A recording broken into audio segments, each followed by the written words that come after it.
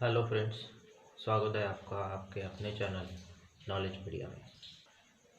हमारा टॉपिक है characteristics of number, जिसमें हम लोग नंबर को रिप्रेजेंट करने के अलग अलग तरीके के बारे में देख रहे हैं। लास्ट वीडियो में हम लोगों ने देखा था डिवीजन ऑफ नंबर, जिसमें हम लोगों ने बात की थी डेसिमल पॉइंट, फेस वैल्यू और प्लेस वैल्यू के बारे में। इस वीडियो में हम लोग देखेंगे फ्रैक्शनल नंबर्स के बारे में। फ्रैक्शनल नंबर्स सीखने के लिए दो टर्म बहुत इम्पोर्टेंट है, वो है न्यूमरेटर और डिनोमिनेटर। सबसे पहले हम लोग बात करते हैं डिनोमिनेटर्स के बारे में। डिनोमिनेटर रिप्रेजेंट करता है number of parts of particular thing. Example के तौर पर हम लोग एक चॉकलेट बार का एग्जाम्पल लेते हैं। कंसिडर कि डिनोमिनेटर की वैल्यू है 5। इसका मतलब चॉकलेट को 5 इक्वल पार्ट्स में डिवाइड करना होगा। अब चॉकलेट को 5 इक्वल पार्ट्स में डिवाइड किया है, हम उसे नंबरिंग करते हैं। अब हम देखते हैं न्यूमरेटर के बारे में। न्यूमरेटर में जो वैल्यू रहती है उसका मतलब रहता है कि डिनोमिनेटर में जो वैल्यू लिखी है उतने पार्ट्स हम लोग चॉकलेट्स के किए हैं, और उसमें से कितने पार्ट्स सिलेक्ट करना है वो डिसाइड करता है न्यूमरेटर। अभी हमने चॉकलेट को 5 इक्वल पार्ट्स में डिवाइड किया है, दैट मीन्स डिनोमिनेटर की वैल्यू है 5। 5 इक्वल पार्ट्स में से 2 पार्ट्स हमने फैमिली मेम्बर्स के साथ शेयर कर लिए, तो हमें फाइंड आउट करना है कितने पार्ट्स बैलेंस है वो वैल्यू रिप्रेजेंट करता है न्यूमरेटर। अब यहाँ पे 2 पार्ट्स फैमिली मेम्बर्स के साथ शेयर किए हैं, तो बचे हैं 3 पार्ट्स, तो न्यूमरेटर का वैल्यू हुआ 3। इस कंप्लीट चॉकलेट को हम लोग कह सकते हैं 1 चॉकलेट। इस चॉकलेट के हमने 5 इक्वल पार्ट्स किए, उसमें से 2 पार्ट्स फैमिली मेम्बर्स के साथ शेयर किए, बचे 3 पार्ट्स। अब हम बचे 3 पार्ट्स को 1 चॉकलेट नहीं कह सकते, तो अगर हमें रिप्रेजेंट करना है कि कितने चॉकलेट्स बचे हैं, तो उसको रिप्रेजेंट करने का तरीका जो है उसमें हमें न्यूमरेटर और डिनोमिनेटर इन टर्म्स का यूज़ करना है। इन टर्म्स को यूज़ करके जो हम नंबर रिप्रेजेंट करेंगे उस नंबर को कहेंगे फ्रैक्शनल नंबर्स। अब बचे हुए चॉकलेट को हमें फ्रैक्शनल नंबर्स में रिप्रेजेंट करना है, तो हम लोग रिप्रेजेंट करेंगे 3/5,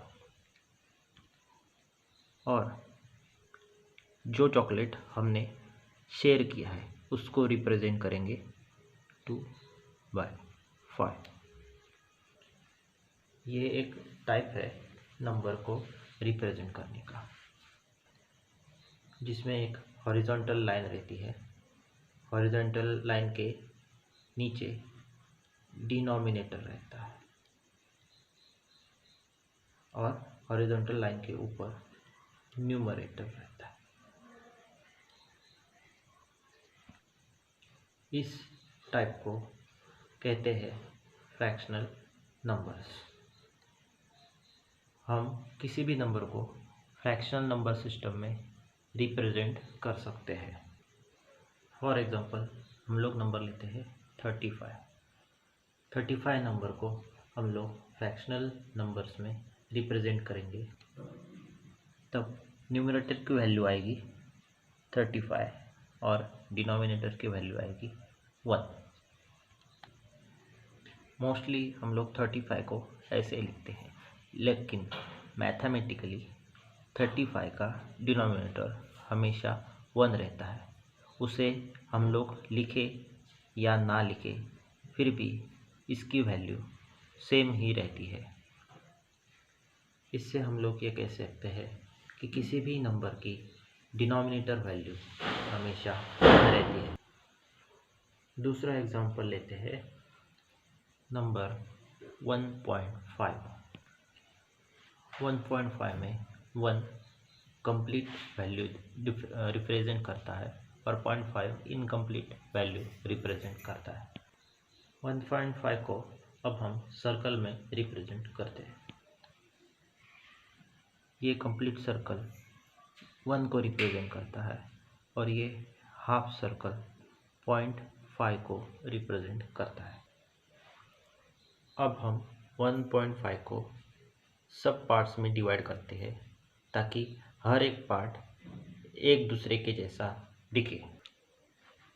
अब हमने फर्स्ट सर्कल को 2 हाफ सर्कल्स में डिवाइड किया है। अब हम कह सकते हैं ये हाफ सर्कल है, ये हाफ सर्कल है, ये हाफ सर्कल है।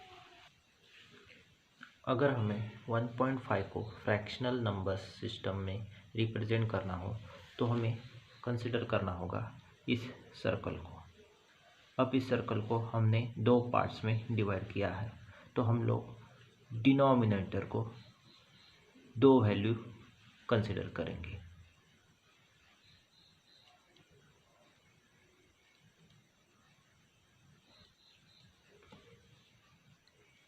याद रहे, डिनोमिनेटर की वैल्यू फाइंड आउट करते वक्त हमें किसी एक चीज़ को ही कंसिडर करना है।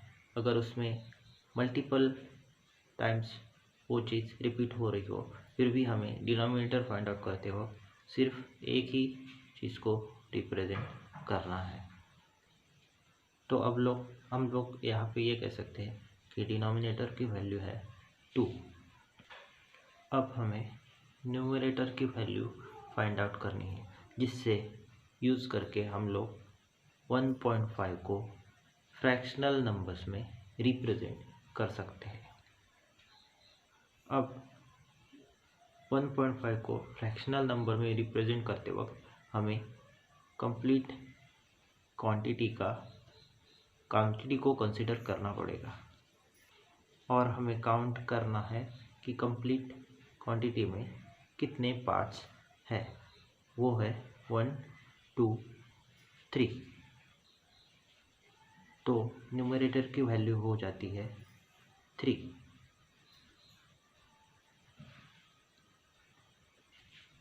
इस प्रकार अगर 1.5 को हमें फ्रैक्शनल नंबर्स में रिप्रेजेंट करना हो तो हम लिख सकते हैं न्यूमरेटर की वैल्यू 3, डिनोमिनेटर की वैल्यू 2। और एक एग्जांपल लेते हैं जिसमें हम लोग 2.25 को रिप्रेजेंट करेंगे फ्रैक्शनल नंबर्स में। 2 को रिप्रेजेंट करने के लिए हम लोगों ने 2 सर्कल्स निकाले हैं और 0.25 रिप्रेजेंट करने के लिए क्वार्टर सर्कल निकाला है। अब हमें इस कंप्लीट 2.25 को सब पार्ट में डिवाइड करना है ताकि हर एक पार्ट इक्वल दिखे। अब हर एक पार्ट क्वार्टर सर्कल है। अब हमें फाइंड आउट करना है डिनोमिनेटर की वैल्यू। डिनोमिनेटर की वैल्यू फाइंड आउट करते वक्त हमें सिर्फ एक ही कंप्लीट सर्कल का इस्तेमाल करना है और हमें चेक करना है कि उसमें कितने पार्ट्स बने हैं। यहाँ हम देख के बता सकते हैं कि इस सर्कल के 4 इक्वल पार्ट्स बने हैं, तो हम लोग ये कह सकते हैं कि डिनोमिनेटर की वैल्यू है 4। अब हमें फाइंड आउट करनी है न्यूमरेटर की वैल्यू। न्यूमरेटर की वैल्यू फाइंड आउट करते वक्त हमें कंप्लीट वैल्यू का इस्तेमाल करना है और हमें चेक करना है टोटल कितने पार्ट्स अवेलेबल है। इस सर्कल में 4, इस सर्कल में 4 और 1, टोटल 9 पार्ट्स है। तो न्यूमरेटर की वैल्यू बनती है 9। तो अब हम ये कह सकते हैं कि अगर हमें 2.25 को रिप्रेजेंट करना हो फ्रैक्शनल नंबर्स में तो उसे रिप्रेजेंट कर सकते हैं न्यूमरेटर 9 एंड डिनोमिनेटर 4, 9/4। अब हम देखेंगे कि फ्रैक्शनल नंबर्स को नंबर लाइन पे कैसे रिप्रेजेंट कर सकते हैं। सपोज हमने 1 to 2 के बीच में 3 इक्वल पार्ट्स किए और हमें रिप्रेजेंट करना है इस पोजीशन को, तो हम कैसे करेंगे। अगर हमने 1 to 2 के बीच में 3 इक्वल पार्ट्स किए हैं तो हमें 0 to 1 के बीच में भी 3 इक्वल पार्ट्स करने होंगे। एक कंप्लीट पोजीशन को हम लोग 3 इक्वल पार्ट्स में डिवाइड कर रहे हैं तो डिनोमिनेटर की वैल्यू हमेशा 3 रहेगी और हमें यहाँ पे रिप्रेजेंट करना है इस पोजीशन को, तो हमें चेक करना है 0 से इस पोजीशन तक कितने इक्वल पार्ट्स है। तो हम लोग यहाँ पे इजीली दे सकते हैं कि यहाँ पे इस पोजीशन पे टोटल 4 इक्वल पार्ट्स होते हैं, तो न्यूमरेटर की वैल्यू यहाँ पे हो जाती है 4। तो अगर हमें इस पोजीशन को रिप्रेजेंट करना है फ्रैक्शनल नंबर्स में तो हम लोग कह सकते हैं 4/3। सेम उसी तरह इस पोजीशन को हम कह सकते हैं 5/3 और 2 को हम फ्रैक्शनल नंबर्स में रिप्रेजेंट कर सकते हैं 6/3। सेम 1 को भी फ्रैक्शनल नंबर में रिप्रेजेंट कर सकते हैं 3/3। सेम 3 को भी फ्रैक्शनल नंबर्स में रिप्रेजेंट कर सकते हैं 9/3। ऐसा नहीं कि 2 को हम लोग सिर्फ 6/3 करके रिप्रेजेंट कर सकते हैं, हम लोग 2 को रिप्रेजेंट कर सकते हैं 4/2 और 8/2। किसी भी नंबर को फ्रैक्शनल नंबर में रिप्रेजेंट करने का एक ही तरीका नहीं होता, हम लोग अलग अलग तरीके से रिप्रेजेंट कर सकते हैं। फॉर एग्ज़ाम्पल, अगर मैं कहूँ मुझे 5 को रिप्रेजेंट करना है तो मैं रिप्रेजेंट कर सकता हूँ 25/5 और मैं रिप्रेजेंट कर सकता हूँ 10/2 और मैं रिप्रेजेंट कर सकता हूँ 15/3। ये चारों नंबर्स की वैल्यू सेम है और वो है 5 और इसको मैं रिप्रेजेंट कर सकता हूँ 2.5/0.5।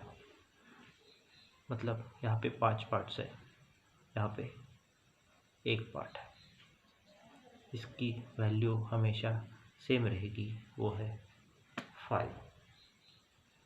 आज के वीडियो में इतना ही। Thank you.